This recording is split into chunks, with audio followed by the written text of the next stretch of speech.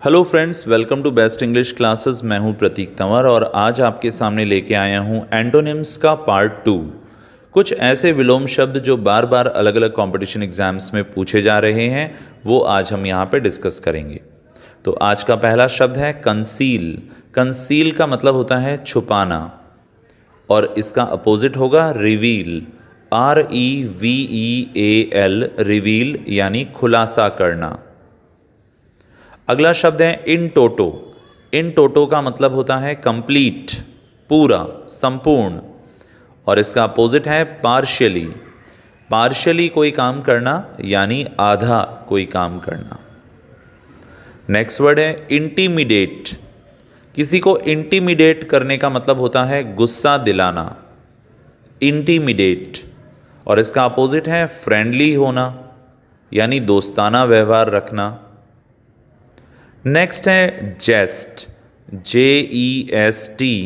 जेस्ट का मतलब होता है खुश मिजाज और इसका अपोजिट है ग्रिम। GRIM यानी कि सीरियस, गंभीर। अगला शब्द है बेनेवलेंट।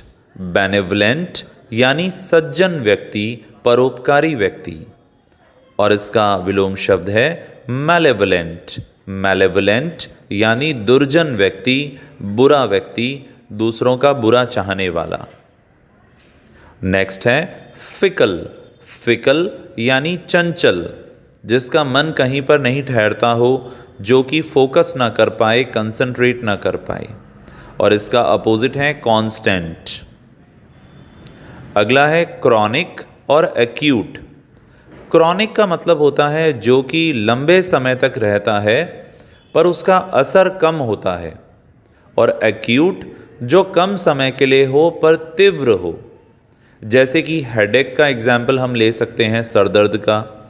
अगर सरदर्द कई कई सालों तक रहता है पर ज़्यादा तेज़ नहीं होता, पर वो बना रहता है, तो उसे हम कहेंगे क्रॉनिक हेडेक।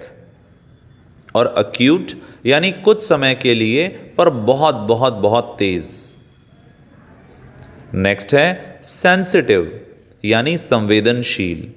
जो छोटी छोटी बातों पर भी रोने लग जाए उसे हम कहेंगे सेंसिटिव है, और इसका अपोजिट है कैलस।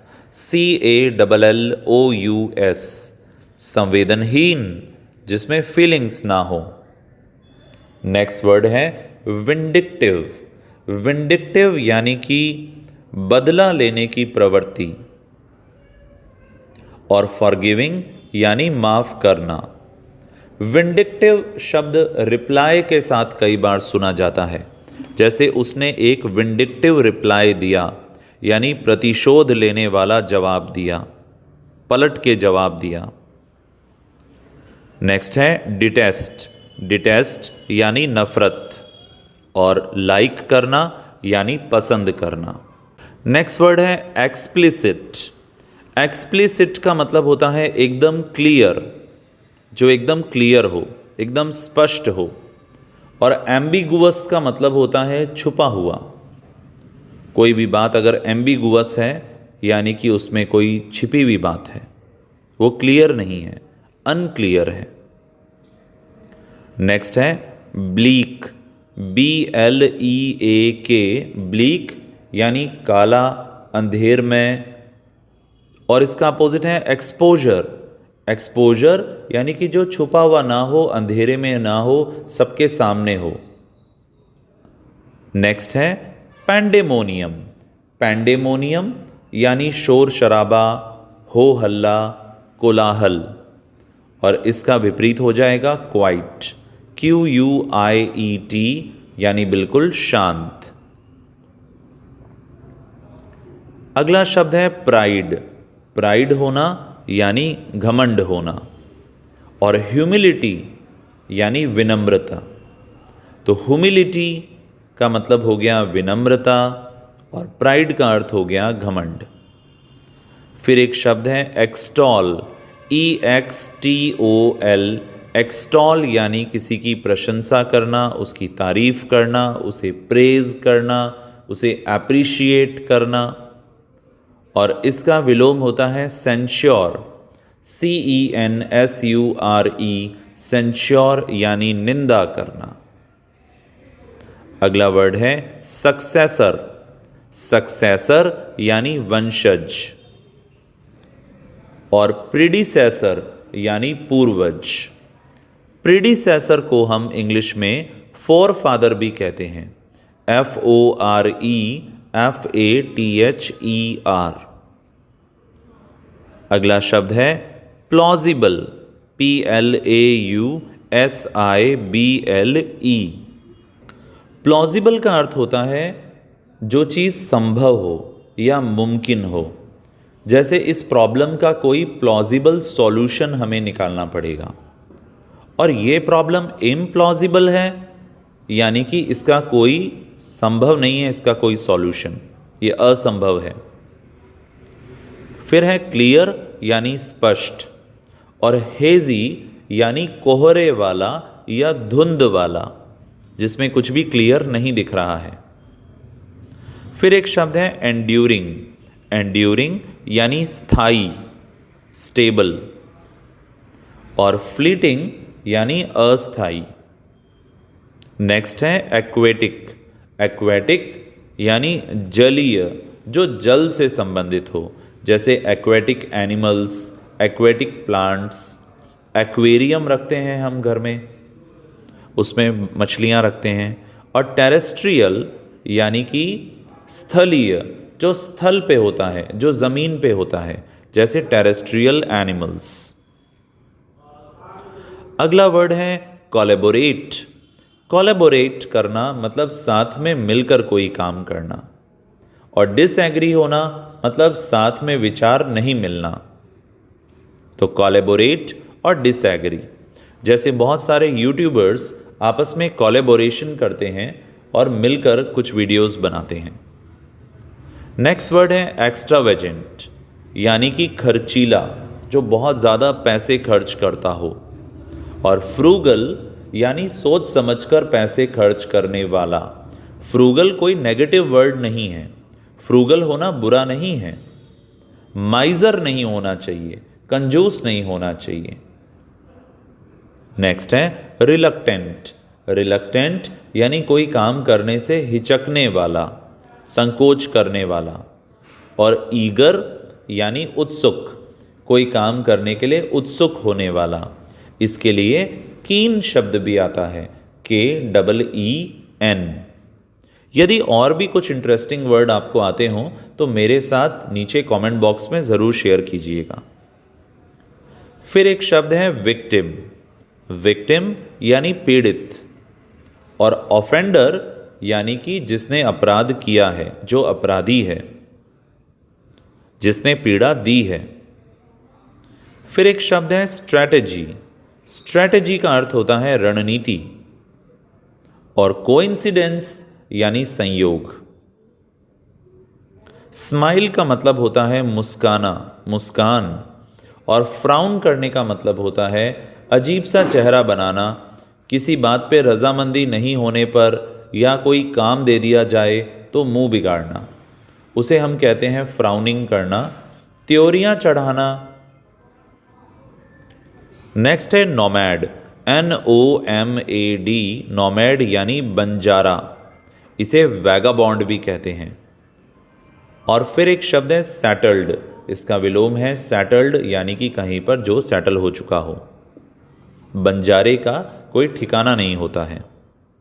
फिर एक शब्द है मोनार्की यानी राजशाही, जहां राजा का शासन हो। और डेमोक्रेसी यानी लोकतंत्र। डायनामिक जो कि बदलता रहता है, जिसमें चेंजेस होते रहते हैं। और स्टैटिक यानी कि रुका हुआ, एक जगह स्थिर। फिर एक शब्द है एनिग्मा, ENIGMA। एनिग्मा का मतलब होता है पहेली। पहेली को हम इंग्लिश में पजल या रिडल भी कहते हैं। और इसका अपोजिट है क्लियरनेस, जहाँ पे सब कुछ स्पष्ट हो। आज का नेक्स्ट वर्ड है असेंड, ASCEND, असेंड यानी ऊपर की तरफ बढ़ना। और डिसेंड यानी नीचे की तरफ उतरना। आपने असेंडिंग ऑर्डर और डिसेंडिंग ऑर्डर सुना होगा। अगला शब्द है बार्बरस। बार्बरस यानी जंगली। जंगली और हिंसक व्यक्ति को बार्बरस कहा जाता है। इसे आप सैवेज भी कहते हैं। और इसका अपोजिट है सिविलाइज्ड यानी कि सभ्य और शहरी। नेक्स्ट वर्ड है बिनाइंग। बिनाइंग का मतलब होता है जो कि खतरनाक नहीं हो, अभी शुरुआती स्टेट पर ही हो। और मैलिग्नेंट यानी कि खतरनाक, जैसे कैंसर। कैंसर का जो ट्यूमर होता है उसे बिनाइंग ट्यूमर या मैलिग्नेंट ट्यूमर कहते हैं। जब स्टार्टिंग की स्टेज होती है तो वो बिनाइंग है, उसे आराम से कट करके रिमूव कर सकते हैं। पर यदि वो मैलिग्नेंट कैंसर बन चुका है तो अब वो ठीक नहीं हो सकता। अगला शब्द है चेस्ट। CHASTE, चेस्ट यानी पवित्र। और लस्टफुल यानी जिसमें हवस हो, उस हवसी व्यक्ति को लस्टफुल कहेंगे। चेस्ट यानी पवित्र और चेस्टिटी यानी पवित्रता। अगला शब्द है कंसेंट। कंसेंट होना यानी सहमति होना। जैसे कोई भी काम करने से पहले हमें हमारे पेरेंट्स का कंसेंट लेना चाहिए। और ऑब्जेक्ट होना यानी कि विरोध होना। आपने कोर्ट रूम के अंदर जो मूवीज़ में दिखाया जाता है वहाँ पे ये सुना होगा, आई ऑब्जेक्ट माय लॉर्ड, कि मुझे इस बात पे आपत्ति है। अगला शब्द है चीप। चीप यानी सस्ता। और डियर के दो मतलब होते हैं। इसका मतलब प्यारा भी होता है और महंगा भी होता है, इसीलिए DA मिलता है, डियरनेस अलाउंस, महंगाई भत्ता। अगला शब्द है कोर्स। COARSE। कोर्स का मतलब होता है मोटा और दरदरा। और फाइन का अर्थ होता है बारीक। डेलिब्रेट का मतलब होता है जानबूझ के कोई काम करना, ऑन पर्पस कोई काम करना। और अनइंटेंशनल मतलब जानबूझ के कोई काम नहीं करना। अगला शब्द है हम्बल। हम्बल यानी विनम्र, पोलाइट। और उसका अपोजिट होता है हॉटी। HAUGHTY, हॉटी यानी घमंडी। आप इसको प्राउड भी कह सकते हैं। या फिर एक वर्ड आता है एरोगेंट। एरोगेंट का मतलब भी होता है घमंडी। या फिर इगोइस्ट, जिसमें ईगो होता है। अगला शब्द और आज का आखिरी है पेरिलस। पैरिल का मतलब होता है डेंजर और पेरिलस यानी डेंजरस। और इसका अपोजिट है सेफ यानी सुरक्षित। तो ये था एंटोनिम्स का पार्ट 2। यदि पार्ट 1 आपने अभी तक नहीं देखा है तो उसका लिंक नीचे डिस्क्रिप्शन बॉक्स में दिया हुआ है। यदि चैनल पे नए हैं तो सब्सक्राइब करें। यदि हमारा काम आपको पसंद आता है तो वीडियो को लाइक करें और अपने फ्रेंड्स के साथ शेयर करें। कमेंट बॉक्स में अपना फीडबैक देना ना भूलें। जल्दी फिर मिलेंगे एक और टॉपिक के साथ। Thank you so much.